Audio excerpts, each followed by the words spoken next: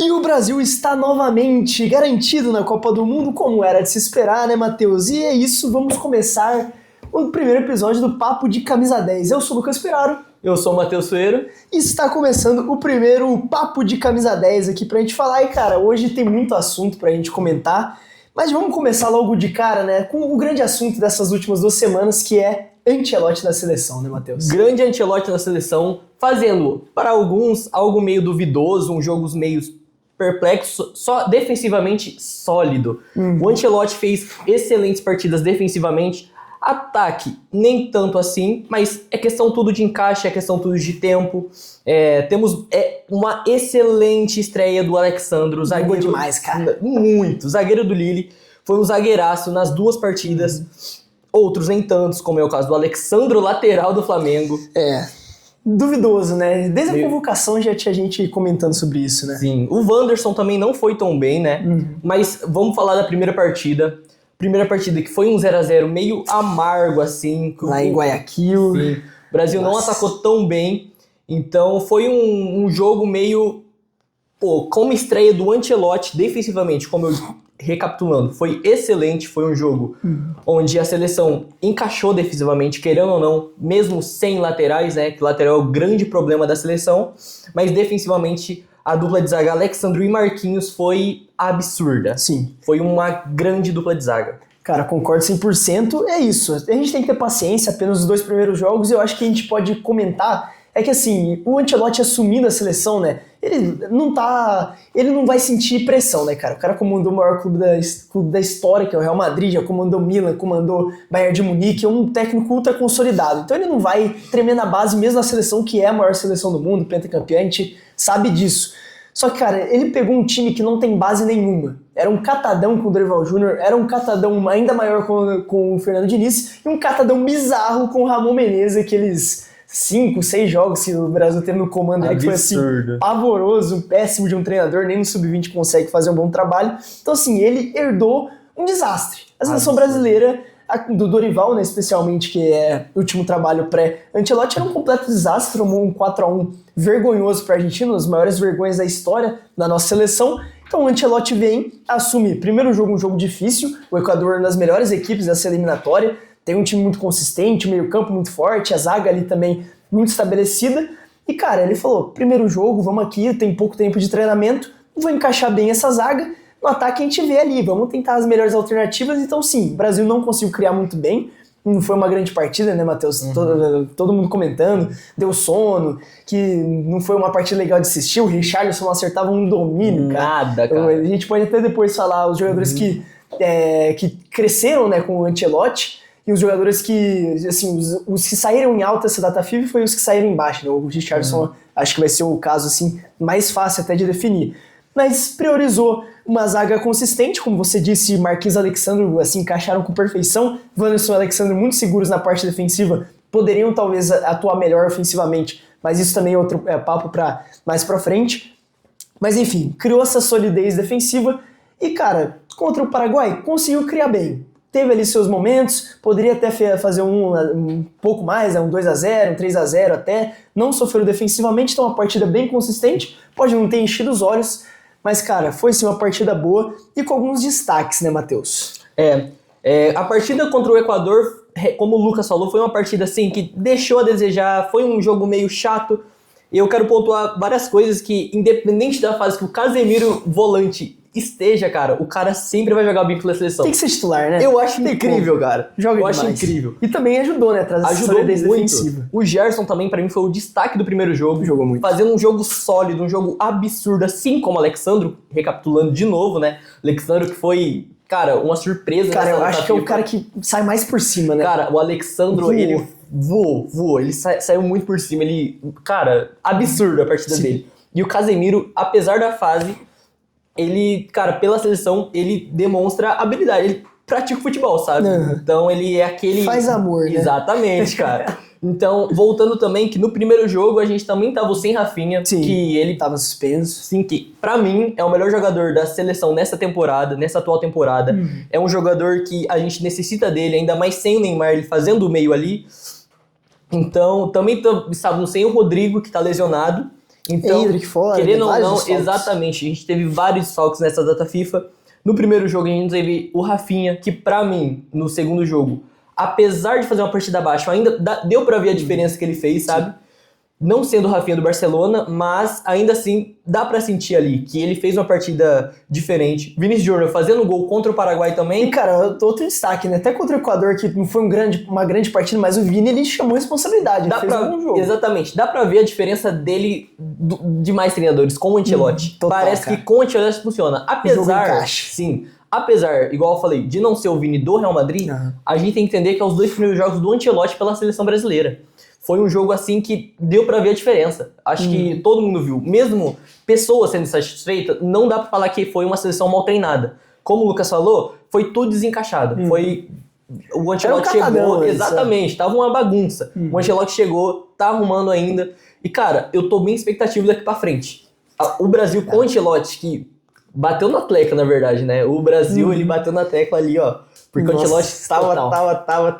Rumores faziam 2 anos. É, 2 anos, isso. Sim. Novela Ancelotti. Nossa, então, cara, eu sabia que o Brasil ia funcionar. Eu sabia que o Brasil, apesar de não fazer um jogo bonito, fez um jogo bem feito, fez um... Um feijão com arroz bem feito. Exatamente, fez o básico. Contra o Equador fez o básico, apesar que não atacou. No... méritos para aquele passe absurdo do Matheus Cunha no segundo jogo também. Jogou muito também o Matheus Cunha. Jogou muito também. Então, foi uma data FIFA assim, que eu gostei bastante, sabe? Foi algo que pra mim foi um arroz e feijão sólido ali, mas me satisfez. Cara, é bem isso, né? Dá essa esperança, né? Que a gente tava precisando tanto, né? A gente tava... Muita gente desanimada com a seleção, não querendo assistir os jogos. Depois da vergonha que a gente passou pra Argentina, isso impactou muito. E vem chegando no Ancelotti, já dá aquela expectativa, né? O treinador, talvez, assim, ele briga facilmente pra ser o top 3 treinadores da história, né? Acho que não tem muita dúvida em relação a isso. Conquistou literalmente tudo. Ainda mais ganhar a Copa do Mundo. Ainda mais. É a única coisa que falta pra ele. Porque ele ganhou as 5 principais ligas, a inglesa, a francesa, a alemã... agora me perdi, mas 5 principais, todo mundo sabe, né? Francesa, Alemanha, Inglaterra, La Liga e Itália. Ganhou as 5, cara, é bizarro. Fora as 5 Champions que ele tem. E as 5 Champions que ele tem. Absurdo, assim, é abismal. Ele é gigante. Ele ganhou 5 Champions como treinador e 2 como jogador. Então é absurdo isso. Ele só fica atrás do Lucas Vasquez, tá ligado? Que exatamente. E por causa do próprio Ancelotti, né? Exatamente. Absurdo então, isso. Então, assim, é loucura, o Ancelotti é gigante. Chega já com essa expectativa muito alta, toda essa novela que envolveu. E, cara, já tudo bem, não correspondeu ao máximo, porque ainda tem muito trabalho, né? Como a gente comentou, tem que ter paciência, não é de um jogo pro outro que tudo vai mudar. Por exemplo, a Argentina do Scaloni foi algo progressivo que foi criando casca. Por exemplo, na própria Copa, eles começaram perdendo para a Arábia Saudita. É bom lembrar isso. Foi um jogo assim que... Uma surpresa. Eu amei também. Eu comemorei muito. Todo mundo zoando, achando que a Argentina não ia dar em nada. Então foi... E foi recuperando, cara. Foi uma surpresa aquela Argentina ser campeã da Copa do Mundo pelo primeiro jogo delas também, tá? Exato. Foi o Scaloni, ninguém conhecia ele como treinador. Não, o primeiro trabalho dele foi com a Argentina. Então assim, foi algo que foi crescendo e a gente viu o resultado, né? A Argentina raçuda, a Argentina querendo ganhar. Time bem encaixado, a gente via Messi isso. voando.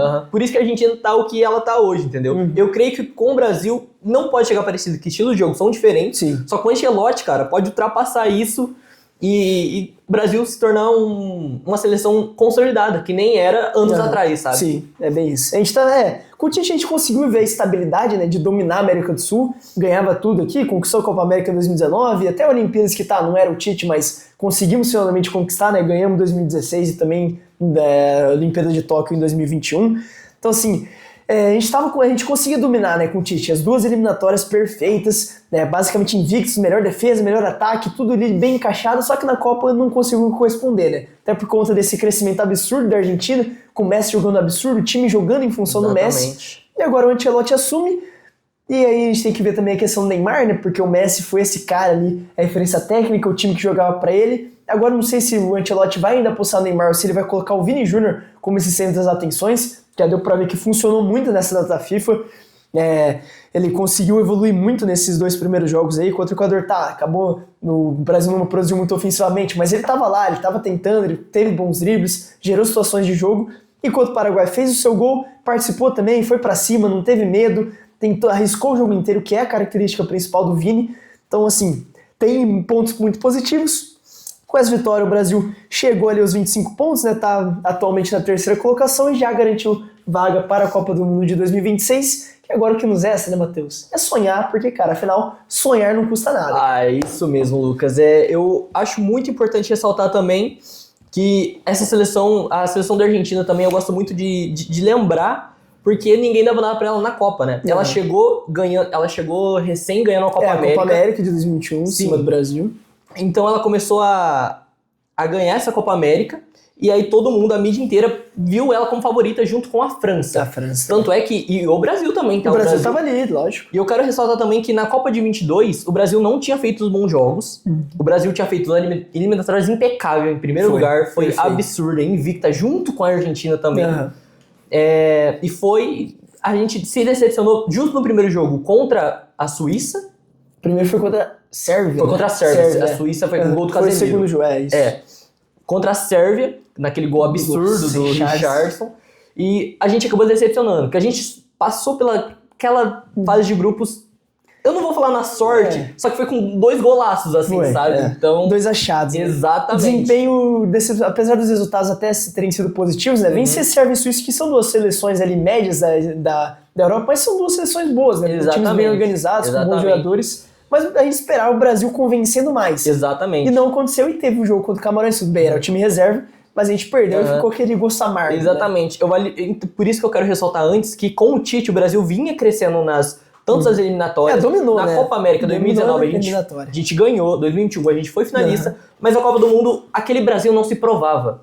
Tanto 2018, que tinha uma seleção impecável, com a melhor dupla de lateral, que era o Daniel Alves e o Marcelo. Com o Neymar, o Daniel acabou ficando fora da Copa. Também, assim. Com o Neymar também disparado no auge do Neymar. Exatamente. Então foi uma seleção assim que podia se provar. Tanto o 22 também. 22 pra mim foi mais um desastre do que uma bola mal jogada, que nem foi em 2018. 2018, assim, a gente tem que levar em conta também o jogo que era mais difícil contra a Bélgica. Eu considero aquela Bélgica um adversário mais complicado do que a Croácia, que sim, tem bons nomes, era um time organizado, a Croácia já tinha chegado na final de 2018, ficou com o 3º lugar nessa Copa e não foi à toa, é um time muito forte, que tem a melhor geração da sua história, assim, sem dúvida, né? Modric no meio campo, Kovacic, enfim, jogadores consolidados, né, no cenário europeu, mas, cara, ficou aquela sensação, né, o Brasil era superior e não conseguiu jogar pra isso. A Croácia montou ali a linha defensiva muito forte, né, focando a marcação do Neymar, no Vini Júnior, não deixando os dois jogados, e o Brasil não conseguia criar, né? Não conseguia ele fazer algo diferente, ficou muito preso nessa marcação. E, cara, e só pra lembrar, né? O Neymar machuca contra a Sérvia no primeiro jogo, fica fora contra Suíça e Camarões, volta contra a Coreia do Sul jogando muito. 4-1, jogo maravilhoso. E contra a Croácia, a única bola que a gente conseguiu criar uma jogada foi totalmente no individualismo do Neymar, né? E era o jogo perfeito, cara. Era o gol da classificação do Neymar, né? Era o gol que igualava ele a Pelé como o maior da história da seleção brasileira. Então, é um jogo assim que me dói. Nossa, dói até eu trouxe à tona porque eu creio que o Ancelotti vai ser diferente, sabe? Sim. A gente não... time mais cascudo, Exatamente. Né? A gente não vai ter uma seleção que na Copa vai sumir. Eu acho que a gente vai ter uma seleção que na Copa vai aparecer e vai demonstrar a mesma seleção que tá jogando futebol. Que vai crescer, Exatamente. Né? Não creio que seja um futebol tão belo, assim, tão bonito, assim. Eu quero muito que seja, né? A gente não sabe. Acho que pode ser, mas por características os times do Ancelotti nunca foram desse jeito. Exatamente. Por isso que eu penso pela característica mesmo do jogo de Ancelotti, que é mais resultado. Mas, tipo assim... Que é o que a gente quer. Exatamente. Isso que eu ia falar. A gente quer o resultado, sabe? Você pega a Copa de 94 também, não era o time super vistoso, mas foi lá e ganhou. Romário na frente. Então... óbvio que a galera leva, tipo, começa a zoar, né? Tipo, a bola do Romário acaba o jogo, né? Não era assim, era o time que tinha, assim, era um time que jogava junto. É muito coletivo. Bebeto e Romário, dupla perfeita. Eu creio que esse Brasil vai ser assim. Vai ser mais conjunto, entendeu? Então, concordo 100%. Sim, porque o Tite era o quê? Toca o Neymar. 2019 não foi tanto assim que a gente ganhou a Copa América. Ele conseguiu, assim, encaixar vários estilos de jogo, mas dependia muito do Neymar. Dependia muito. A gente falava muito do Neymar dependente. Sim. Então era algo assim que acabou se gastando assim e tal. Aí veio a Copa também. O Brasil não era aquele Brasil que parecia tanto nas Copas Américas quanto nas eliminatórias. Então era algo bem... né? E, cara, eu acho que agora o Brasil... Depois a gente vai entrar no assunto Neymar específico, que sempre chama atenção, né? E o Matheus aqui com a camisa do Santos do Neymar. Então, né, a gente vai falar sobre isso também, né? Se o Neymar deve ainda ser convocado, se tem espaço para ele na seleção. mas o que dá pra falar agora é que o Brasil tem esses coadjuvantes de luxo, né? Vamos colocar assim. Porque agora o destaque fica com o Vini Júnior, porque acabou não ganhando a bola de ouro, que foi completamente injusta pro Modric, mas ganhou o The Best, pra mim era o melhor do mundo naquela temporada, assim, sem dúvida alguma. E, cara, o destaque pode ficar com ele, mas agora a gente tem o Rafinha, que fez uma temporada em nível de bola de ouro. Tem o Rodrigo, que é um jogadoraço, subestimado muitas vezes. Então, assim, tem complementos muito bons, né, no meio campo, como a gente falou. O Casemiro pode não estar vivendo seu auge, mas é um jogador muito confiável e que quando veste a camisa da seleção é outro jogador, é um craque, é um dos melhores volantes da história do futebol. Temos o Bruno Guimarães em crescimento, um cara que se destaca muito lá no Newcastle, que pode ser vendido também para o Manchester City, né? Sempre tem esse papo de ser vendido para times maiores. Uma zaga que está se fortalecendo. A gente falou aqui do Alexandro, que foi muito bem, que ainda a gente não sabe se vai ser titular, né? Porque o Marquinhos eu acho que é titular indiscutível, voltou a jogar muito pelo PSG. O próprio Militão, que tá voltando de lesão, acho que vai jogar agora o Mundial de Clubes, que também é um zagueiraço. O Gabriel Magalhães fez uma baita temporada no Arsenal. Então, assim, é um time que, como conjunto, funciona muito. O que eu acho que peca nas duas laterais, como a gente comentou, Wanderson e Alexandre não fizeram das FIFAs ruins, mas também não encantam aos olhos, e um centroavante, né? O que tá faltando. Exatamente. O problema da seleção, pra mim, a principal é os laterais. O centroavante também é, mas não, dá pra adaptar, né? Sim, não tão quanto os laterais. O Brasil sofre com laterais, eu acho que desde a saída do Marcelo e do Daniel Alves. Faltou nessa a gente não tem mais laterais. Né? Sim. Então, não sei o que fazer nessa... É falta de opção mesmo, né, cara? Porque não tem, gente. É algo... Eu tenho uma sugestão para Carlo Ancelotti. Cara, eu já até sei na lateral direita, a gente tem algumas opções ali que eu acho interessantes. O Wanderson e o Wesley, né, que foram os dois convocados. Dois caras se destacam muito por quê? Pela chegada à frente. Dois caras têm muita velocidade, atacam muito bem o espaço ali, atacam o fundo. Então são opções interessantes. Do lado esquerdo, você olha...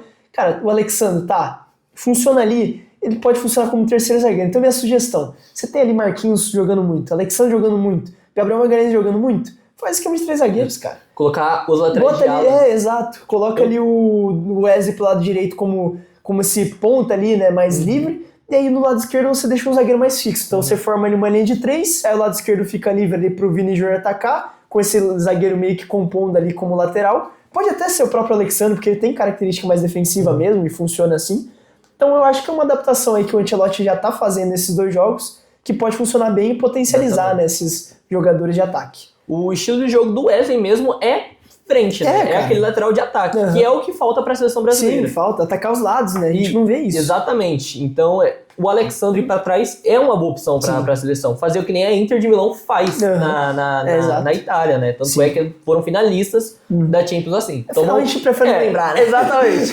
Fez uma partida absurda contra o Barcelona, uma atuação incrível do Sommer, mas a da final é meio complicada, né? Não tem como falar, né? É que aconteceu isso, a galera vai querer subestimar a Inter, mas que é um excelente time e chegou com muitos méritos, né, pra essa final.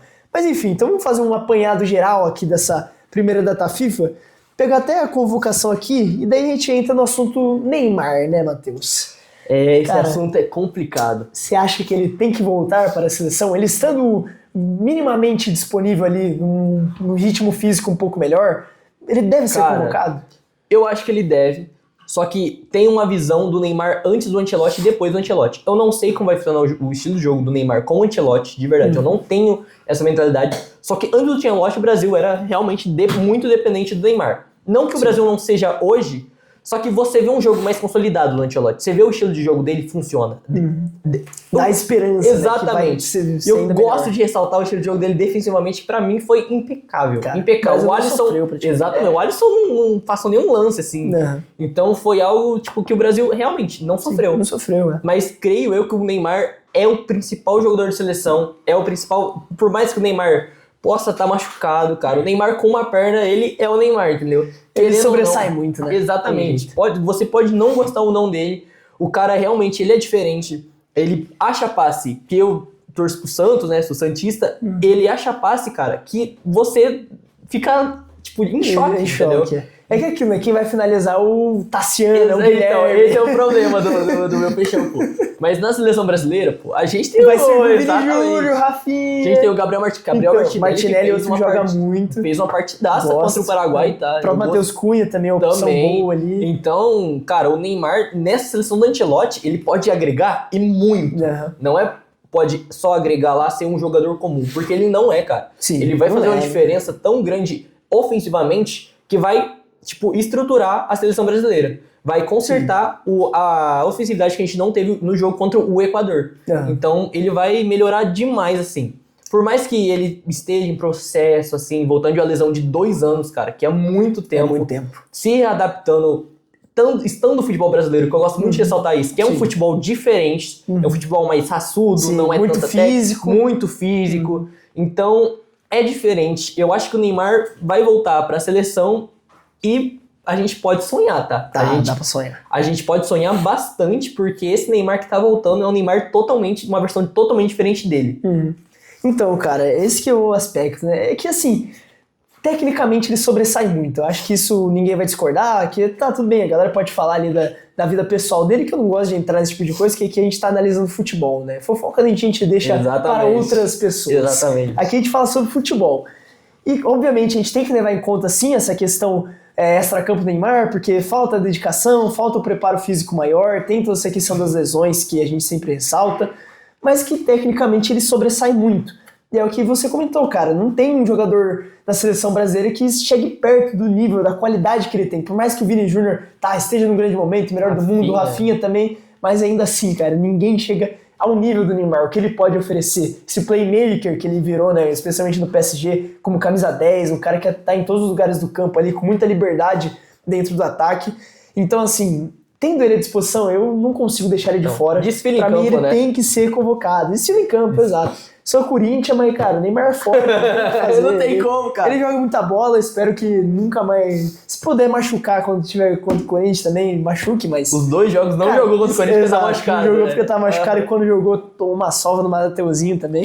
Complicado, hein? Complicado. Mas, enfim, cara, é um excelente jogador, não tem o que falar. E tendo ele à disposição, eu sim convocaria. Titularidade, a gente tem que ver, a gente pode... Eu tô aqui com a convocação aberta, eu acho que a gente pode... até projetar aqui, que agora a gente comentou, né, que tem muitos desfalques nessa data FIFA, a gente pode comentar assim, qual seria a escalação ideal do Brasil também, né? Convocação e escalação ideal do Brasil, a gente pode fazer essa dinâmica aqui também, mas antes, só completando sobre o Neymar, tendo à disposição, cara, tem que convocar, não tem jeito, e aí a gente analisa se realmente vai caber o espaço ali pra ele ser titular, né, se ele vai estar bem fisicamente pra isso, porque, mano, tendo ele como opção de segundo tempo ali, pra dar um passe ali diferenciado, pra bater o pênalti... Ele muda o jogo. Ele muda o jogo fácil. Então, ele assim, muda o jogo. O Neymar é aquele cara que ele vai mudar o jogo. Ele tem que estar no elenco. Não tem discussão sobre isso. Cara, eu acho um negócio muito engraçado do Neymar é que ele não tem uma má fase, cara. Então, ele tem lesão e tal, só que... Ele cara, volta jogando muito. Exatamente. Cara, realmente é um jogo que ele não vai... Ele sempre vai jogar bem, pô. Então, ele é um jogador extremamente estável. Né? Exatamente. Porque você sabe que ele vai jogar bem, sabe que vai entregar, os números dele sempre são excelentes.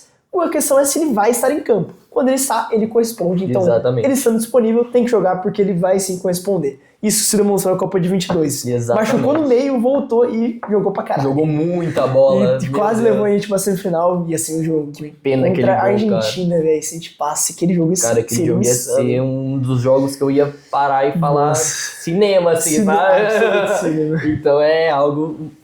que eu... Seria foda. Cara, muito absurdo. Mas enfim. Então vamos trazer aqui a convocação. A gente vai falar a convocação dessa, e aí a gente lembra aqui dos nomes que ficaram de fora, né? Tanto por opção do próprio Ancelotti, e daí também os que estão fora, por questão de lesão, o que seja, né?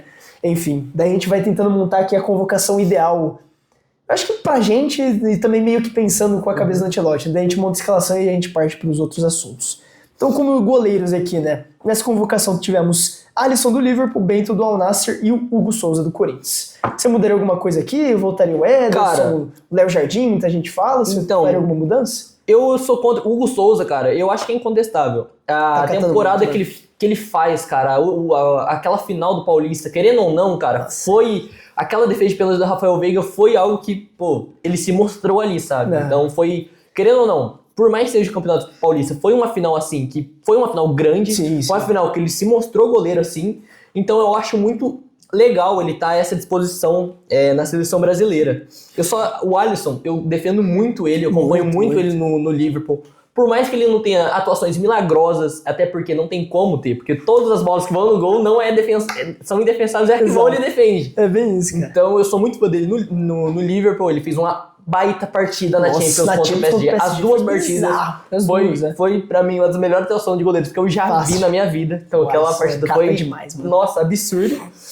E o Bento, cara, eu sou um pouco contra. Não que ele não seja um mau goleiro. Eu vi ele no estádio de café contra o Londrina. Então, catou muito aquele jogo. Catou muito esse jogo. Era pra ter vencido por uns 3-0 aquele jogo. Catou muito esse jogo. Bento, excelente goleiro seguro.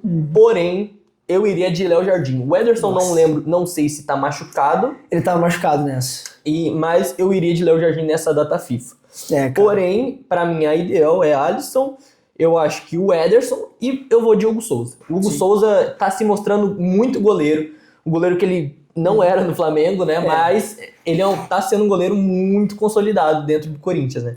Cara, eu sou suspeito pra falar do Hugo Souza. Exatamente. Porque pra mim ele já tá se tornando... Tem tudo pra se tornar uns grandes ídolos do Corinthians. A gente ficou receoso ali depois da saída do Cássio. Teve o Carlos Melo que tava catando muito, fez aquela trairagem absurda, vai tomar no cu, cara. Bom, é verdade. E aí chega o Hugo Souza, cara, e parece que assim, é mil maravilhas. Desde o primeiro jogo, eu lembro a estreia dele contra o Criciúma na temporada passada. Primeiro lance, assim, de perigo do Criciúma, o cara domina na frente do gol, bate o Hugo Souza, faz um milagre absurdo. E ali eu falei, cara, esse goleiro vai ser foda. E eu assisti. Ele catou disso, todo mundo zicando com ele. Tava absurdo, pra cair, a gente tava em 18º, mano. Nossa, e o Hugo Souza ali, ele já demonstrou, cara, vai ser diferente. E a final do Paulista, como o Matheus falou, foi absurda. A defesa de pênalti contra o Veiga, no jogo contra o Allianz também, muito seguro. Muito seguro aquele jogo cara, também. Ele é goleiro milagreiro, ele faz cada milagre, cata pênalti. Isso. Ele é um goleiro absurdo mesmo. É o goleiro que decidiu a final, cara. Decidiu a final, decidiu completamente. Paulista do Corinthians deve totalmente ao Hugo Souza. Ele tem aspecto de liderança também, é um dos principais vozes desse Corinthians. Então, assim, é um goleiraço. O que, assim, eu dou, assim... Fico um pouco receoso, é que ele comete algumas falhas ainda. Ele é jovem, tem ainda potencial de evoluir, mas ele ainda comete algumas falhas meio bestas, que é o contrário oposto do Alisson. O Alisson, ele talvez não faça os milagres que o Hugo Souza faz. Eu acho que o Hugo Souza, ele faz ali umas defesas que o Alisson não faria, Principalmente essa temporada. Principalmente essa temporada, exato. Só que o Alisson é muito seguro, ele não vai falhar. Ele não vai defender aquela bola do De Bruyne, aqueles chutes absurdos que conta com desvio, que é muito difícil, mas ele não falha. Ele não vai tomar um frango bizarro, sair mal numa bola. Ele é um goleiro muito completo, o Alisson. Tanto é que os gols que ele tomou na Copa do Mundo eram gols que não eram defensáveis. Exato. Eu também acho, que como eu acompanho o Alisson muito no Liverpool, eu também acho que ele também não é um goleiro pegador de pênalti. Sim, não é, isso é verdade. Então, numa decisão, o Hugo Souza também ajudaria nisso, cara. Então, porque o Hugo Souza é muito goleiro pegador de pênalti. A grande Holanda de 2014, que trocou o goleiro justamente pros pênaltis e deu certo. Exatamente. Então, assim, é uma opção que eu avaliaria, porque o Hugo Souza é bizarro cantando pênalti. Isso é realmente uma das fragilidades do Alisson, mas pra mim tem que ser titular. Goleiro absurdo, cata demais. E muito subestimado, né? Por conta dessas campanhas no Brasil. E o último nome, cara, o Bento catava muito Atlético, eu gosto do Bento. Só que foi pra Al-Nassr, eu não assisto muito jogos do Al-Nassr, eu também não. Cristiano Ronaldo, né? Só por causa disso. Exatamente. E, tipo assim, ele vem falhando, já não tá muito constante também no Al-Nassr. E pelo nível, né? Pelo nível de futebol lá, não convocaria ele nesse momento. O Ederson também já não me agrada, acho que já deu tempo dele na seleção, não sei se convocaria. Eu daria uma chance, sabe pra quem? Gabriel Brazão. Gabriel Brazão, que vem fazendo muita boa opção, excelentes partidas pelo Santos. Porque, cara, tá salvando o Santos. Salvou? Cara, eu acho impressionante, porque ele salva todos os jogos. Mano, todos os jogos ele faz milagre. Porque ele tá igual o João Paulo de 2021 e 2022, cara. É absurdo. Todo jogo. Eu vou lá assistir um jogo do Santos pra dar uma zicada, mano. O Brazão cata muito. Brazão cata muito, cara. Eu acho absurdo. É loucura. E o time do Santos não ajuda, né? Não ajuda. Isso também ajuda o desempenho dele, né? Porque ele recebe muito chute por jogo, ele acaba fazendo muita defesa. Mas então, é um goleiraço. E também não descartaria o Léo Jardim, que é outro goleiro excelente, que tá vivendo grande fase pelo Vasco. Sim, eu também acho. Mas no momento eu iria de Brazão. Então minha convocação seria Alisson, Hugo Souza e Gabriel Brazão. Perfeito. Agora nos defensores, cara, tivemos aqui Alexandre do Flamengo, Alexandre do Lille, Beraldo do PSG, Carlos Augusto Inter de Milão, Danilo do Flamengo, Léo Ortiz Flamengo, Marquinhos PSG, Wanderson Mônaco e Wesley Flamengo. Quanto cara no Flamengo, gente? Pelo amor de Deus. Levaram todo mundo do Flamengo. E aqui O Bruno é flamenguista que tá gritando aqui atrás. Mas, cara, aqui tem 2 desfalques que eu acho que não tem muita dúvida que quando estiverem recuperados eles vão voltar a ser convocados, que a gente já comentou, que é o Militão e Gabriel Magalhães. Acho que não tem muita dúvida. Cara, Gabriel Magalhães é aquele zagueiro que te passa uma confiança absurda. Forte, boa saída de jogo. Exatamente. No Arsenal ele te mostra esse zagueiro absurdo. O Militão também, só que ele já tem um tempo que ele tá lesionado, Sim, né? Então é meio complicado falar disso. Porém, agora. Também dá pra colocar o Militão como lateral direito. Também, boa opção também. Começando no São Paulo, ele começou como lateral direito. Na Copa ele jogou como lateral direito também. Porque antes de um monte de lesão, né? Do Danilo. Do Danilo, ele atuou no Então, não jogou um jogo tão... Foi bem contra o Croácia. Não jogou um jogo tão mal, mas assim, a gente ainda decidiu lateral direito, é complicado. Lateral esquerdo também. Mas lateral esquerdo, na verdade. Eu acho que o esquerdo tá até um pouco mais preocupante, né? A gente tem aqui o Wesley e o Wanderson, que podem não ser super convincentes, mas acho que fazem ele bem. Faz o feijão com arroz bem. Rápido, o Wesley ainda é novo, então muito novo, né? Projeção de crescimento, acho que a gente tá tranquilo aí com relação ao Wesley, né? Tem o Beraldo do PSG, acabou de ser campeão do Também, PSG. Por mais que seja um reserva, é um zagueiro muito bom. Um zagueiro também. Sim, também. É muito novo também, né? Novo. A zaga tá consolidada, nossa. Cara, eu acho que aqui vai sair o Beraldo e o Léo Ortiz. E o Danilo também, né? O Danilo foi mais chamado, acho que, pelo aspecto de liderança que ele tem, né? O Léo Ortiz eu gosto muito, cara. Acho um zagueiraço. Cara, acho um zagueiraço no Pra mim, o melhor zagueiro atuando no Brasil nessa temporada. Zagueiraço pra mim também. Saída de jogo, marca muito firme. Gosto muito do Léo Ortiz, Gosto muito dele, muito mesmo. Só que eu acho que aqui não tem como, né? O Alexandre, pela data FIFA que fez, merece ficar. Joga muito, até brigar por titularidade. O Alexandre muito bem, saída de jogo perfeita, muito firme na marcação. Cara, então, pra mim, lateral direito eu manteria aí o Wanderson e o Wesley. Acho que a gente não tem opção melhores pra essa posição. Aí na zaga, Marquinhos e Alexandre manteria esses 2. E aí com a volta de Militão e Magalhães, chamaria os 2 também. Acho que seria assim 4 zagueiros de alto nível. O Brasil tá com uma safra muito boa. Também tem Bremer, Murilo do Nottingham Forest. Tem vários, Murilo do Nottingham Forest. Eu acho muito bom também. Então boas opções. Sim. O que o Lucas falou, eu acho muito interessante. Fazer o que nem a Inter de Milão faz, cara. Colocar um zagueiro mais... exatamente, um lateral mais defensivo. Pode ser até mesmo um zagueiro, sabe? Que sabe fazer o lateral um pouco bem. E um lateral mais ofensivo. Eu acho que funcionaria, tá? Um lateral jogando meio de ala para meio campo. Então, eu acho interessantíssimo isso. É uma boa opção, né? Eu acho que o que daria pra fazer, o Alexandre já mostrou que tem uma velocidade ali, tem um bom passe, eu acho que ele poderia ser esse lateral esquerdo que vira zagueiro, aí deixa Magalhães e Marquinhos, e o Wesley ou o Wanderson na direita com mais liberdade pra atacar. Acho que é uma opção válida que até aconteceu em alguns momentos, o Alexandre sendo esse meio que terceiro zagueiro, né? Então, uma opção que o Ancelotti pode usar e funcionar muito bem. E aí na lateral esquerda, né, teve o Carlos Augusto e o Alexandro, que aqui a gente comentou, né, tem uma falta assim de lateral esquerdo, mas acho que pelo tudo que a gente tem, esses 2 acho que são as melhores opções. Eu acho que não tem muito o que fazer. Então, o Carlos Augusto também vindo de uma Inter de Milão. Final de Champions, mas ele entrou no finalzinho. Finalzinho. Então, tipo... A culpa não tá nele, né? Sim, exatamente. 5x0 é meio complicado, tá? Então, é isso. Eu acho que a zaga vai ficar assim, lateral esquerdo. É o que a gente tem. É o que tem. Então, Alexandre seguro, o Carlos Augusto também. Então, exatamente. É o que a gente tem, então a gente não tem muito como fugir disso. Eu acho que são boas opções, assim, uma zaga que o Ancelotti já demonstrou que vai conseguir tirar muito, né, e deixar um setor bem forte mesmo, fisicamente. Então, assim, acho que vai dar muito certo essa zaga aqui, que tem excelentes opções. No meio campo, vamos começar primeiro pelos volantes. Os volantes convocados foram o Casemiro, né, titular agora acho que absoluto novamente. Absoluto. Assim como o Bruno Guimarães, essa dupla titular de volantes, acho que não tem muita dúvida. O Bruno Guimarães, contra o Equador, não gostei do jogo dele. Não gostei. Acho que faltou também. ele aparecer mais, ele é um cara que tem boa saída de jogo. Foi muito sumido contra o Equador. Bem. Então, na marcação também não me convenceu tanto, mas contra o Paraguai jogou muito. Jogou bem. Foi uma das melhores partidas dele com a camisa da seleção, então... Mas contra o Equador eu senti falta dele. Tá? Eu acho que ele podia aparecer mais. Ele foi um jogador assim que mais me decepcionou assim. Também contra o Equador foi uma decepção de verdade mesmo. Sim. Senti muita falta dele, tanto atacando, que ele também cria muitas oportunidades, quanto defensivamente, quanto na marcação. Ele foi um jogador que não apareceu. Sim, concordo bastante, cara. Faltou aparecer mais o Bruno Guimarães naquele jogo, quanto o Paraguai sim foi bem.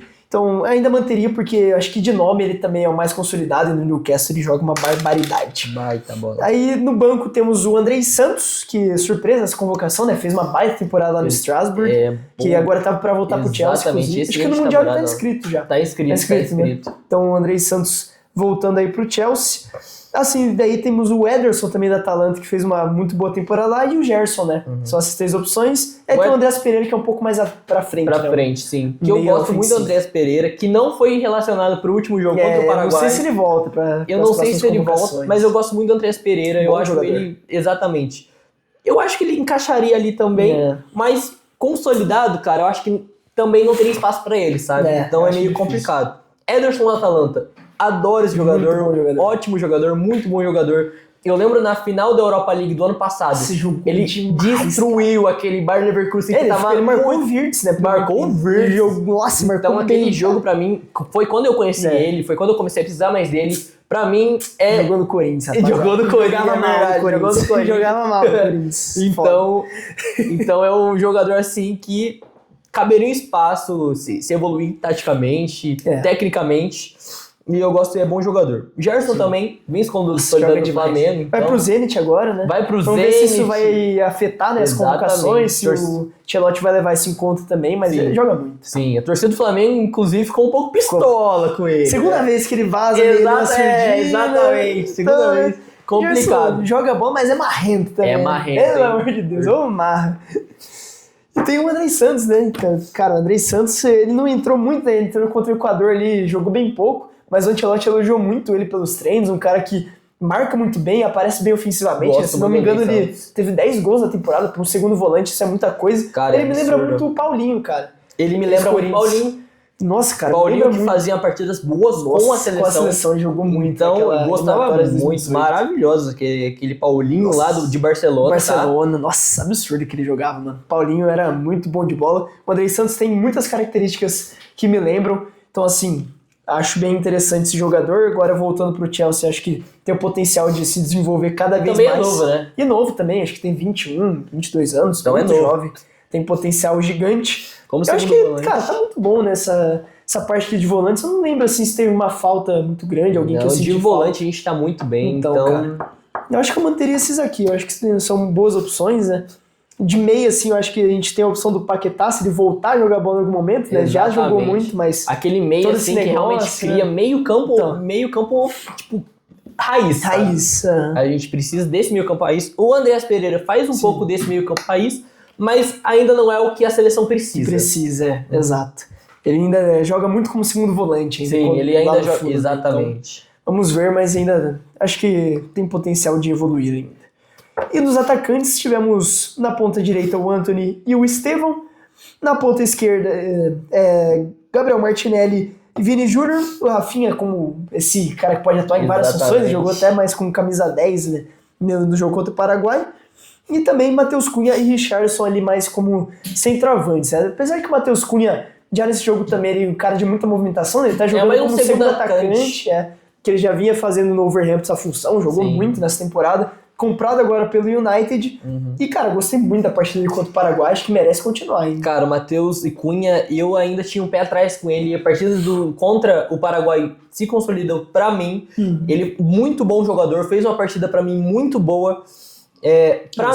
Exatamente. E pra mim, a grande decepção que eu já esperava é o Richarlison. O Richarlison é um jogador que não tem como. De verdade, eu achei que ele ia voltar ao alto nível pela seleção, porque pela seleção ele até joga bem. Sim. Porém, tem bons números, né? Tem bons números pela seleção, porém, cara, deixou a desejar. O Richarlison fez uma péssima partida contra o Equador. Nossa, foi uma das piores partidas de jogador da seleção. Exatamente, foi uma partida, nossa, horrenda. Cara, não dominava uma bola. Cara, furava, chute, meu Deus, foi uma partida assim que... Ai, foi triste de ver. Foi triste. Estevão também, contra o Equador, não apareceu, querendo ou não. Faltou mais. Exatamente. Acabou de fazer 18 anos, né? Novo demais. Eu gostei do que o Ancelotti colocou ele como titular no jogo. Achei corajoso. Achei corajoso e interessante. Na estreia, assim, né? Então. Do Ancelotti. Porém, ele ainda, eu acho que vai se provar ainda mais. Né? Exatamente, tem que maturar. Tivemos o Martinelli, que foi titular contra o Paraguai também, fez uma muito boa partida. Sou fã do Martinelli. Eu gosto muito do Martinelli no Arsenal. Ele. Gosto muito bom de bola. Gosto muito do Martinelli no Arsenal. Fez uma boa partida contra o Paraguai. E eu acho que, cara, ele é aquele reserva que a gente precisa. Cara. Sim, ele é total, o que não vai decair o nível, sabe? Vai continuar no ritmo alto do jogo. Cara, você tira ali o Vini Júnior, coloca o Martinelli, vai entrar com sangue no olho, correndo, exatamente. driblando. O Martinelli é esse tipo de jogador que, pra mim, cara, fogo no jogo. Eu sei, desde muito tempo eu sou fã desse jogador, sempre defendi ele na seleção. Eu não sei se você lembra, em 2022 fez ótima partida contra aquele jogo o último jogo da fase de grupo. Contra o Camarões. Jogou bem. Foi o melhor disparado do Brasil. Foi uma partida assim que ele fez absurda. Então, eu sempre defendi muito ele. E tem o Antony também, né, cara? Voltou a jogar muito pelo Betis, mas assim, olhando que o Rodrigo vai voltar na próxima, o Antony não consegue, né? Cara, então, aqui, ó, a gente pode fazer aqui o exercício, né? O Antony vai sair dessa convocação, acho que não tem muita dúvida, para entrar o Rodrigo, né? Nessa posição como ponta direita. Aí o Neymar, eu acho que ele entra como meio campo, acho que tira o Andrés Pereira e coloca o Neymar. E aqui tira o Richarlison e coloca ou o Pedro ou o Endrick. Cara, são as duas opções. Pedro é algo que joga demais, cara. Só que tá voltando de lesão, né? Voltando de lesão, esse é o grande problema do Pedro. Ele tá voltando de uma lesão muito longa. Só que, cara, o Pedro ainda mais ano passado, cara, jogando metade, que já tava quase alcançando Não, cara, a liderança de artilharia. Ele parou de jogar. Ele parou de jogar. Foi em junho. Julho, agosto, tá ligado? Julho, agosto que ele se lesionou, o LCA, né? Ligamento cruzado do joelho. Se lesionou, cara, ele tava com 29 gols. Júlio Alberto foi ultrapassar ele como artilheiro do ano, tipo, na penúltima rodada, tá ligado? Cara, brasileiro. O Pedro é algo avassalador. O Pedro é algo bizarro, que eu sou muito fã dele na seleção sendo titular. Também. Pedro também que não fez um jogo tão mal na Copa de 22 também. Vale ressaltar. Foi bem na Copa. Eu fico recapitulando as Copas porque é o ponto principal dessa seleção. É o ponto que eu quero muito. E o Pedro, querendo ou não, cara, excelente jogador. É o que, pra mim, o centroavante do Hexa, cara. Eu concordo. Pra mim, a melhor opção como camisa 9 que a gente tem. Então, o Pedro tem que voltar ali. É que tudo bem, eu entendo ele não ter sido chamado nessa, porque ele ainda tá nesse processo de voltar a jogar, também se recuperando de lesão, ganhando ritmo de jogo. Mas é um jogadoraço, pra mim, melhor 9 disparado que a gente tem. Muita qualidade mesmo. Quero ver ele ainda como titular. O Endrick, já não sei, cara, se ele vai conseguir chegar nessas expectativas que a gente colocava no começo, né? No Real ele ainda tem muito para se desenvolver, porque é Mbappé titular, com Vini, difícil, ele tem espaço, não tem como, Cara, o Endrick é muito difícil. Que fez... Mas tem potencial para voltar ainda. O Endrick que naquelas amistosos fez 2 gols contra a Inglaterra e a Espanha, né? Salvadores aqueles 2 gols. Cara, na seleção se mostrou, eu acreditei que ele era predestinado, me iludiu um pouco, mas eu creio que o Endrick pode voltar a ser esse jogador pela seleção, que decide. E ele tem estrela, né? E tem estrela, cara. Só que ele ainda tem 18 anos, cara. Então é bom lembrar, gente. É o mesmo caso do Estevão. É muito novo. Não é sempre que vai surgir um Lamine Yamal, por exemplo. Exato. Entende? Então é algo mais complicado assim. Porém, gosto do Endrick. Eu acho que o Estevão tem mais habilidade, só que o Endrick é aquele cara mais gol. Finalizador. Né? Exatamente. Ele é o cara que vai fazer gol. Sim. Por mais que ele seja baixo, ele ainda é muito forte. Muito forte, cara. Nossa, tem um canhão, tá muito forte o Endrick. Então vamos ficar de olho. Eu ainda convocaria o Pedro à frente dele, mas o Endrick tendo um pouco mais de espaço ali conforme ele vai passando o tempo e vai se desenvolvendo, acho que ele pode sim ser esse camisa 9 para a seleção. Então montar o time ideal aqui, que a gente considera do Brasil, vou colocar aqui o meu primeiro. Colocaria o Alisson no gol, acho que não tem muita dúvida. Lateral direita, cara, eu gosto um pouquinho mais do Wesley, eu acho que ele tem um pouco mais para oferecer ainda no ataque, sou muito fã desse jogador. Aí na zaga, Marquinhos pelo lado direito, na esquerda Gabriel Magalhães, e como lateral esquerdo que eu falei, eu colocaria o Alexandre, para fazer essa função de terceiro zagueiro, dar maior liberdade ali pro Wesley, que é um cara que eu acho que merece essa continuidade como titular, né, porque fez uma data FIFA impressionante o Alexandre, do Lille, né, para deixar claro. E aí, mas também acho de boa colocar aqui o Alexandre do Flamengo nessa opção também, que é um lateral muito seguro. No meio campo, Casemiro e Bruno Guimarães. E aí no ataque, cara, meu Deus, é muito difícil. Eu não sei se eu coloco o Neymar, porque, cara, tem ali Rafinha, Vini Júnior e Rodrigo. Esses 3 eu acho que não dá pra tirar. Só que a gente precisa ter um cara um pouco mais como camisa 9. Talvez o Matheus Cunha aqui não é um camisa 9, mas tem um pouco mais de presença de área, sabe fazer gol, tem um pouco essa parte mais física. Aí pode ser o Pedro também, se ele se recuperar, acho que ele tem potencial pra isso. Só que eu também não quero colocar o Neymar no banco. Só que eu vou tirar o Neymar, vou colocar o Neymar, vou deixar o Rodrigo no banco, o Rafinha. Tá, o Rafinha de um ano atrás, beleza, colocou ele no banco. Mas e o de agora, que é um dos melhores jogadores do mundo, Complicado, temporada absurda no Barcelona, o Vini impossível de tirar, o Rodrigo é aquilo. Eu acho que ele falta ser mais constante. Mas quando tá num nível alto, ele joga demais. E com a camisa da seleção, ele duplica a qualidade dele, né? Ele fica ainda melhor quando vestindo a camisa 10 da seleção. Cara. Então é muito difícil, cara. Não quero deixar o Neymar de fora. O Rodrigo na seleção, É muito foda, cara. É algo... E pra mim ele é o mais próximo do Neymar. Exatamente, cara. É um mais estilo de próximo. jogo assim. Menino da Vila, né, cara? Menino da Vila. É diferente. Então, cara, eu vou deixar ser o Neymar essa primeira escalação, porque eu não sei se ele vai estar bem fisicamente.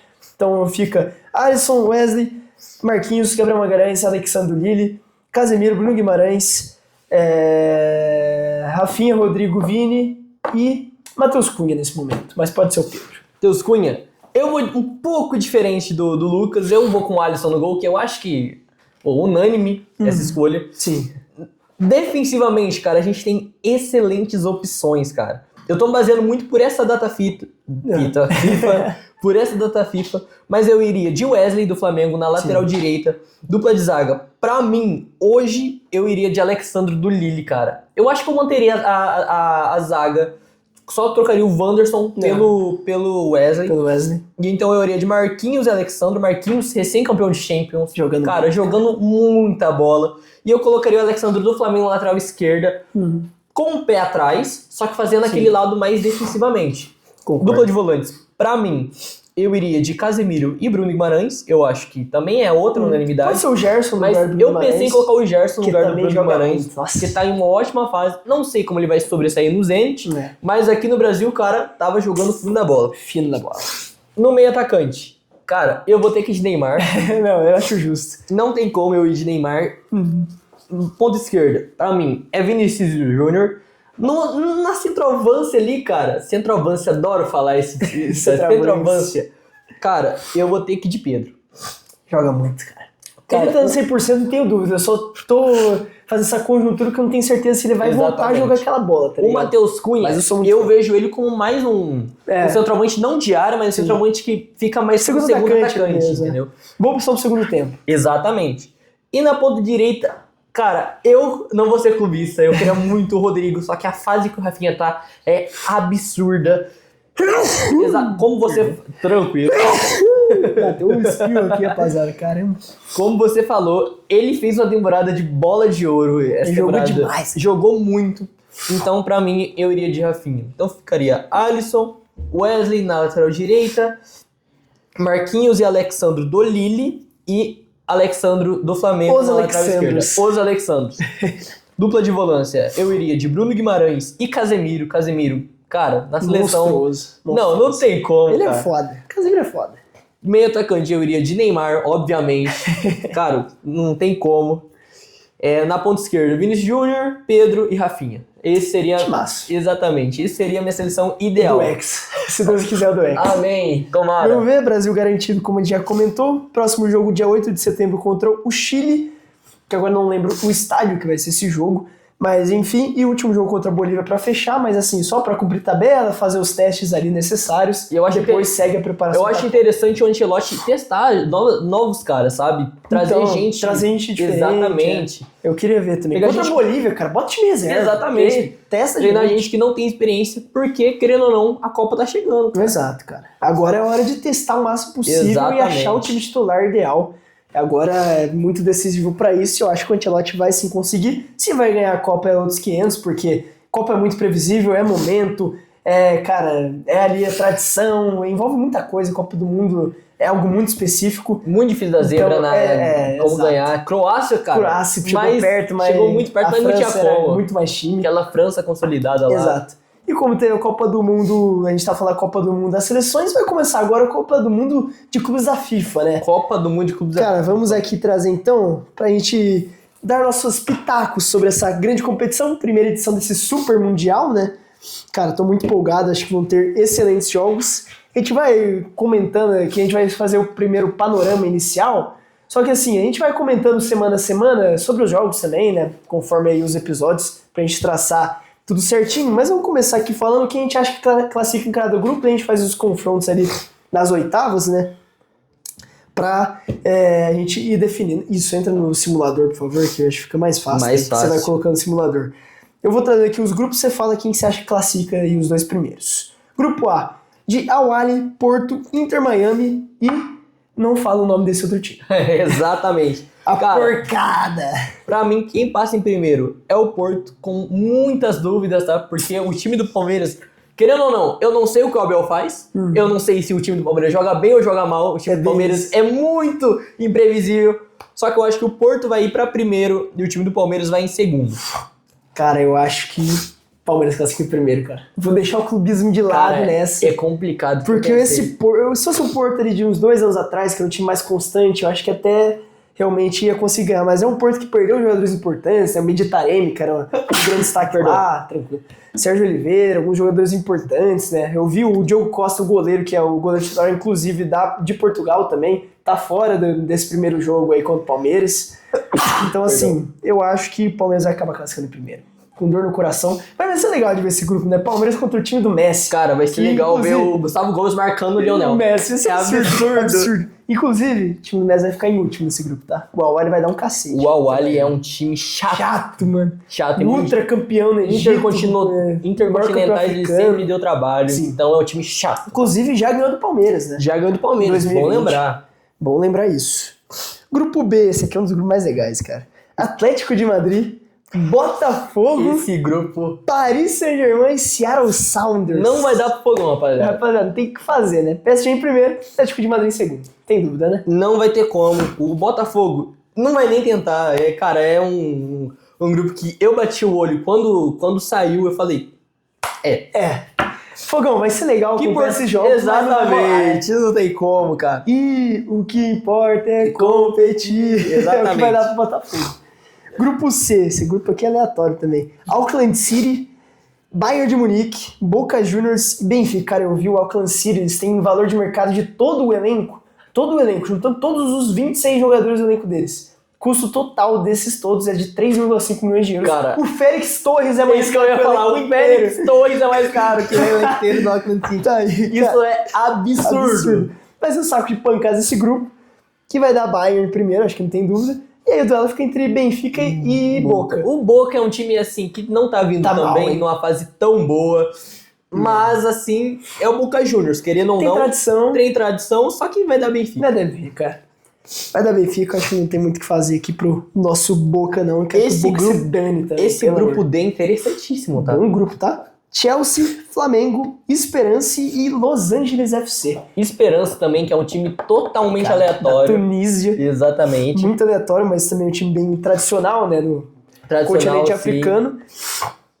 Mas, cara, Chelsea... Não sei se Chelsea primeiro. Então, cara... Porque, cara, não dá pra menosprezar esse Los Angeles também. O time do Lloris, do Giroud, também tem não, nomes bons. Fez um bom time, cara. Um bom time, tá? Então, porém, cara, esse time do Flamengo também pra mim é o único time brasileiro que pode competir, também cara. Acho. Que bate de frente. Eu acho que classifica em primeiro, cara. Eu acho que o Flamengo classifica em primeiro. Porque esse Chelsea não passa confiança alguma, mano. Não passa. Tá, tem o Palmer, que é craque da bola. Mas você acha que o Nicolas Jackson na frente do Rossi, você acha que ele faz o gol? Ele não vai fazer, velho. Não faz o gol, velho. Cara, eu odeio o Flamengo, mas, gente, o Flamengo vai ganhar essa O Flamengo vai cair em primeiro. Ganhar o Mundial, não. Não ganha, gente. É complicado, mas eu acho que tem potencial pra chegar num estágio legal. Sim. No grupo E temos River Plate, Monterrey, Inter de Milão e Urawa Reds. Cara, que grupo interessante, que tem o Monterrey, que é o time do Sérgio Ramos, né? Time que vem bem, os times mexicanos são sempre muito fortes. Muito chatinhos também. Times chatos, cara. Nossa senhora. Cara, mas eu ainda acho que não consegue competir. O River dos times argentinos é o mais forte. E o Inter classifica em primeiro, né? Cara, tem dúvida. Eu faria loucura. River primeiro? Não. Monterrey? Eu acho que o Monterrey passaria. Do River? Do River. Caramba. Mas eu vou... É minha aposta. Mano, eu não duvido. Vou colocar então, vai. Eu acho que os times a gente estão com nada. Porque o que acontece? Os times mexicanos realmente são uma surpresa, né? Sim. Então, não dá pra menosprezar. Creio eu que o Monterrey seria uma surpresa também nesse Mundial de Clubes, eliminando o River Plate. E o Real Reds, infelizmente, saco de pancada, né? saco de pancadas. Inter de Milão em primeiro, não tem dúvida, né? Cara, Monte em segundo como aposta, tá? Sim, também dá pra colocar essa Dá pra colocar. Esse grupo aqui, o Fluminense deu uma sorte absurda. Cara, o pior grupo disparado. Cara, esse grupo aqui... Dortmund, Fluminense, Sandal. Qual que é o primeiro nome de Sandal? Mamelodi Sandal, nem sei, eu acho que é do Marrocos. E Ulsan, exatamente. Ulsan. HD, tá? HD, nossa, absurdo. Cara, absurdo. E o HD da Coreia, mano. Esse grupo tá absurdo.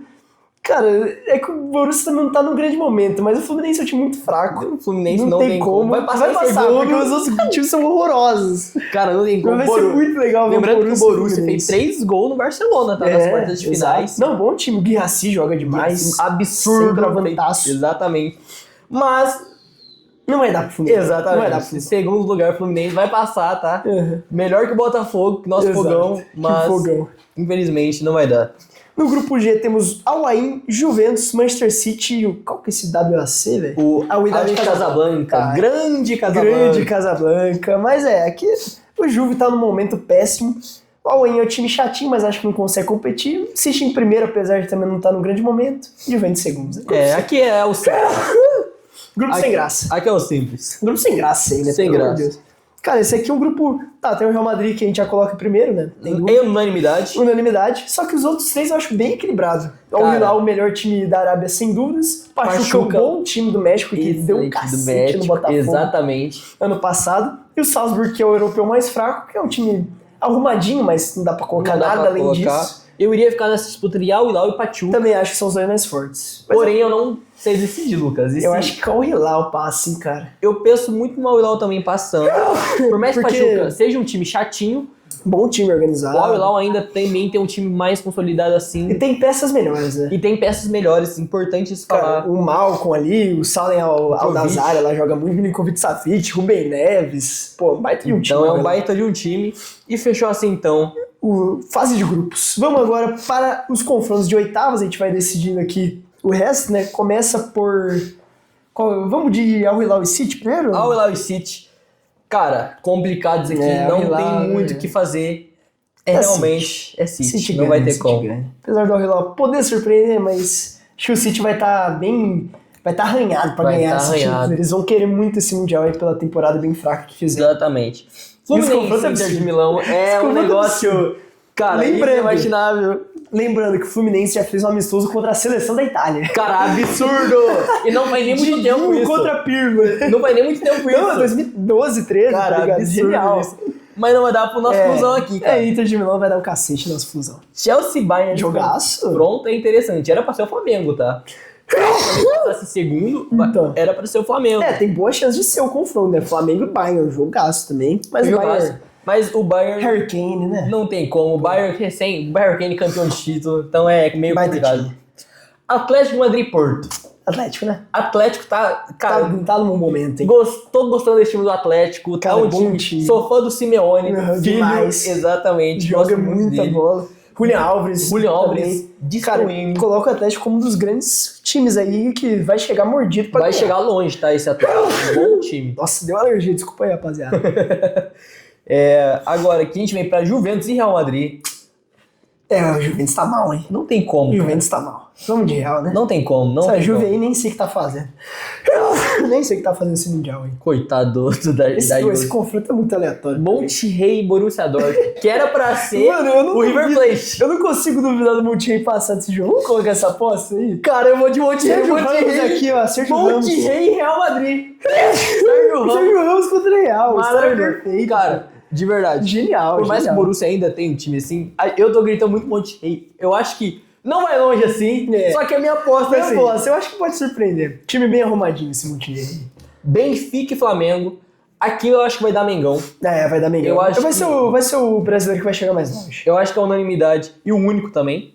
Sim. Porque o próximo é Palmeiras e Paris Saint-Germain. Não tem como, né? Cara, o Paris Saint-Germain vindo na fase absurda. Doué. Eu sempre defendi o Doué. Joga muito excelente jogador. Que o Kvaratskhelia. Tem o Dembélé jogando muita bola. Então, cara... Vitinha no meio. Nossa, absurda. João Neves jogando muita bola. Nossa, Hakimi. Timaço absoluto. Não tem como. Vai dar a PSG. Vai dar PSG. Confrontos aqui. Manchester City contra Internacional de Milão, o confronto Final da de Champions 23. de 23. Cara, jogo interessante. A Inter chegou nessa final de Champions, acabou tomando a sua que levou. É um time que eu acho que no momento está mais organizado. O City está passando por uma reformulação, né? Chegou o Cherki, chegou alguns nomes interessantes. Haaland vai estar recuperado, né? Assim, vai ser um jogo bem equilibrado, mas eu acho que a Inter ainda tá mais arrumadinha. Eu acho que eles estão mordidos também por causa da final da Champions e vão querer mostrar trabalho. Eu acho que essa temporada do City foi extremamente abaixo. A Inter de Milão se provou, passou daquele Barcelona que todo mundo acreditava ir pra final, porém, realmente não vai ter como aqui pro nosso então aqui, a Inter de Milão vai passar e vai estar nas semis do Mundial. Exato. Bayern de Munique e Atlético, hein? Muito bom jogo, equilibrado demais. Eu acho que a retranca do Simeone vai fazer efeito nesse jogo, cara. Cara, eu acho que essa temporada do Atlético também eu tô gostando muito. Bom time, melhorou muito ofensivamente. A partida que ela fez contra o Real Madrid, pra mim, deveria ter passado. Deveria ter passado. O Real Madrid deu muita sorte. Levou sufoco. Levou muito sufoco. Aquela retranca do Simeone realmente sempre funciona. É um estilo de jogo que eu não gosto. Então, mas funciona. Mas funciona muito bem. Então é um excelente time, é um time bem estruturadinho assim e tal. Eu acho que o Atlético de Madrid passa do grande Bayern de Munique, cara. Então, assim, é um confronto muito equilibrado. Eu tô fazendo uma suposição, porque o estilo de jogo do Kompany contra essa retranca aí do Simeone, eu acho que o Simeone tem tudo pra conseguir ali prender esse time do Bayern, não deixar eles jogarem, e com um golzinho ali salvador do Julián Álvares, por exemplo, vencer o jogo. Então eu acho que o Atlético acaba levando. Acho que o Atlético acaba levando a melhor nessa. Real Madrid e Monterrey não tem graça. Monterrey na final, pô. Monterrey vai ganhar. Vai dar. Cara, aqui vai dar Real na semi. Por mais não tem o que fazer. Que não esteja assim e tal, o Real Madrid. Real Madrid que mas, agora vai estar com Xabi Alonso. Xabi Alonso, Arnold já confirmado, o zagueiro Hunsen, né? Bom zagueiro também. Bom zagueiro, Arnold vai destruir nesse Real Madrid. Então. Por mais que, cara, eu sou muito fã do lateral direito Arnold. Pra mim é um dos principais laterais direitos do mundo. A marcação, ele realmente deixa a desejar, mas, cara, com a bola no pé, ele sobressai muito, diferente, cara. Mano. Flamengo e PSG, Lucas. Chegou no limite, né? Flamengo chegou no limite, cara, o brasileiro que chegou mais longe, não mas esse PSG é loucura que esse PSG Esse PSG vai brigar pelo título do Mundial. Cara, vai dar PSG aqui. Então, vai dar PSG, não tem como. Agora, os dois confrontos de semi, né? Internacional e Atlético, confronto entre os retrancas, né? Assim, eu acho bem pejorativo colocar esses dois como os retranqueiros. O Atlético, tudo bem, já fez várias vezes, mas a Inter já se provou que sabe fazer o jogo ofensivo, né? Como foi no confronto contra o Barça. Jogo muito equilibrado também. Mas, cara, eu tô sentindo que esse Atlético vai chegar na final. Eu acho também que o Atlético vai chegar na final. Eu tô sentindo que vai chegar na final. Esse Atlético é um time muito bom. Dos últimos Atléticos de Madrid que eu vi, esse time... Eu acho que o último que eu vi que se consolidando foi o time que o Suárez estava. Nossa. Aquele time absurdo. Só que esse time do Atlético de Madrid é um time que eu acho que tem capacidade de chegar na final. Exatamente. Eu tô levando como uma aposta, mas um pouco mais também de sinceridade aqui da minha parte. Eu acho que o Atlético de Madrid chega na final. Também acho, cara. Eu acho que chega na final. Sou muito fã, especialmente do Julián Álvares. Acho um jogadoraço. O Griezmann também. Meio campo muito forte. O Depô, o grande guerreiro, né? Bate em todo mundo. A zaga muito consistente. Samuel Lino jogando muito também, né? O brasileiro que a gente até não comentou, mas joga muita bola. Eu acho que tá mordido, tá querendo muito esse título, eu acho que bate na final. Bate na final. E esse jogo aí... Cara, Real Madrid e Paris Saint-Germain é um jogo assim complicado. A gente não conhece ainda o Real Madrid de Xabi Alonso. Vamos muito imprevisível, né? É muito imprevisível. O Real Madrid é um time enorme. A gente pode ter um clássico de Madrid na final ou o PSG sendo o PSG que fez da temporada. Que teve na fase de grupos também, né? Eles estão no mesmo grupo PSG e Atlético. Sim. Mas, cara, eu tô sentindo que o Real vai dar certo com o Xabi Alonso, né, melhor dizendo. E o PSG é aquilo, eles já ganharam a Champions, o grande objetivo. Eles vão chegar ganhando o Mundial? Acho que vão. Mas talvez não com aquele ímpeto que eles... Talvez estivessem, se não tivessem vencido a Champions, entendeu? Eles vão chegar no nível assim mais tranquilo. Então acho que o Real com muita vontade, com o Mbappé ali querendo se provar contra o ex-time, eu acho que o Real classifica, cara. Eu também tô com o Lucas nessa, eu acho que o Real classifica, ainda mais com o PSG, eu acho que vai ficar com o pé atrás nesse Super Mundial, por mais que, porque era um título inédito a Champions League, era um sonho de todo torcedor de PSG. Eles não tá em festa ainda, e tá no direito, né? Tá no direito, sim, PSG fez uma Champions excelente, merecidíssima. Perfeito, né? Eu acho que o Real Madrid vai passar, querendo ou não. Também. E vai ter um duelo aqui absurdo. Final de Madrid, cara. Nossa, clássico. E querendo ou não, cara, Nossa. pra um Super Mundial, eu não gosto do Real Madrid. Eu sou mais fã do Barcelona, sou fã do Messi. Porém, cara, pra um Super Mundial tem que ganhar o maior vencedor de Champions da história. Mano, é o discurso perfeito, tá ligado? Independente da fase que o Real Madrid estiver, parece que esse Super Mundial, o primeiro vai ter que ser feito pra eles. Né? Eu também acho. Eu acho que ia ser fechar a novela perfeito, por mais que eu não goste do Real Madrid e tal. É o maior clube do mundo. É o maior clube do mundo, não tem muito o que fazer. Então, eu também acho que o Real ganha. O Atlético pode dar aquela pressãozinha assim defensivamente, mas vai dar Real, ainda mais com o Xabi Alonso. Se ele mostrar o que ele fez no Leverkusen. Cara, potencial enorme desse Real Madrid. Exatamente. Então, eu vou de Real também. Eu vou de Real também. Real seria campeão. Opa. Campeão de Super Mundial. É isso, né, cara? É o grande torneio entre clubes, né? Colocado como o melhor vencedor da história, o melhor time realmente mundial, juntando vários europeus, juntando equipes da América do Sul, de tudo quanto é parte do mundo. E, cara, não tem como o primeiro ser campeão a não ser o Real Madrid, que é o maior time do mundo, que ganha título de qualquer jeito.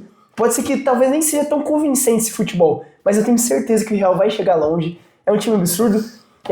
Você olhando individualmente, as melhores peças estão no Real Madrid, é o Galácticos 2.0. Tem o Mbappé, o Rodrigo, tem o Vinícius Júnior. Meio campo com o Valverde, Modric na sua última dança com o Real Madrid. Também. Agora o Arnold sendo contratado. Então tem o Courtois, que é o melhor goleiro do mundo. Então vai dar Real, não tem como, ainda mais com o Xabi Alonso. Sim. Vai ser uma surpresa a gente ver esse Real Madrid, que eu acho que vai ser um Real Madrid interessante de ver nesse Super Mundial. Ver como vai encaixar esse estilo de jogo, também. se vai jogar no 3 zagueiros que nem ele fazia no Bayern Leverkusen, se ele vai adaptar para o estilo de jogo do Real.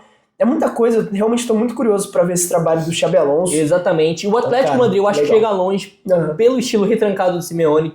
Mata-mata funciona, né? Mata-mata funciona muito bem. É um estilo de jogo para mata-mata. Não é aquele 2017 do Corinthians de Carille, grande Corinthians 17. Nossa, saudades. Então é um time de mata-mata, mas eu acho que o Real Madrid vai passar e vai ganhar esse Super Mundial, que vai ser o roteiro perfeito, assim, sabe? É o roteiro perfeito, o maior time do mundo, ganhando o primeiro título mundial, Super Mundial. Então acho que é o roteiro perfeito, o Real vai sobressair nessa, né, Matheus? Não vai ter muito pra onde fugir dessa. Exato. A gente até ia comentar sobre o Brasileirão, só que senão o episódio vai ficar muito longo, né? Exatamente. Tivemos aí alguns resultados, a gente deixa pra falar quando voltar do Brasileiro, porque agora a gente foca no Mundial de Clubes, né? Que vai ser o grande tema nesse momento, é o grande acontecimento do futebol. Então a gente vai focar nisso nessas próximas semanas. Mas um prazer estar aqui contigo, Matheus, no primeiro episódio. Eu sou o Lucas Peraro. Eu sou o Matheus Sueira. E valeu por acompanhar o primeiro episódio do Papo de Camisa 10. Nos vemos na próxima e nos sigam em todas as redes sociais. Tchau, tchau. Valeu. Valeu.